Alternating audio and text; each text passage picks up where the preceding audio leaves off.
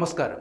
പ്ലാറ്റ്ഫോമിന്റെ നിബന്ധനകളും വ്യവസ്ഥകളും ലംഘിച്ച 97 ലക്ഷത്തിലധികം വാട്സപ്പ് അക്കൗണ്ടുകൾ 2025 ഫെബ്രുവരി മാസം ഇന്ത്യയിൽ ബ്ലോക്ക് ചെയ്തതായി മെറ്റ.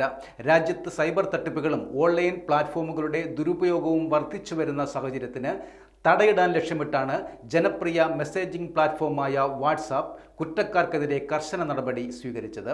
പ്ലാറ്റ്ഫോമിന്റെ ദുരുപയോഗം ആപ്പ് ഉപയോക്താക്കൾ റിപ്പോർട്ട് ചെയ്തതിനെ തുടർന്നാണ് മിക്ക വാട്സപ്പ് അക്കൗണ്ടുകളും പൂട്ടിച്ചത്.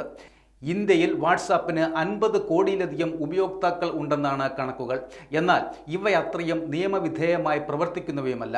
വാട്സപ്പിനെ സൈബർ തട്ടിപ്പ് സംഘങ്ങൾ വ്യാപകമായി ദുരുപയോഗം ചെയ്യുന്നുമുണ്ട്.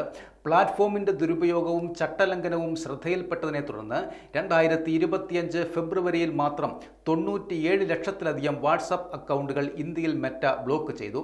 2021 IT നിയമങ്ങൾ അനുസരിച്ച് ഉപയോക്താക്കൾ തന്നെ റിപ്പോർട്ട് ചെയ്ത അക്കൗണ്ടുകൾക്കെതിരെയാണ് കൂടുതലും നടപടി സ്വീകരിച്ചിരിക്കുന്നതെന്ന് വാട്സപ്പ് അറിയിച്ചു. ഒരു ഉപയോക്താവും പരാതി പോലും നൽകാതെ തന്നെ 1.4 ദശലക്ഷത്തിലധികം അക്കൗണ്ടുകൾ കമ്പനി പൂട്ടിക്കുകയും ചെയ്തു.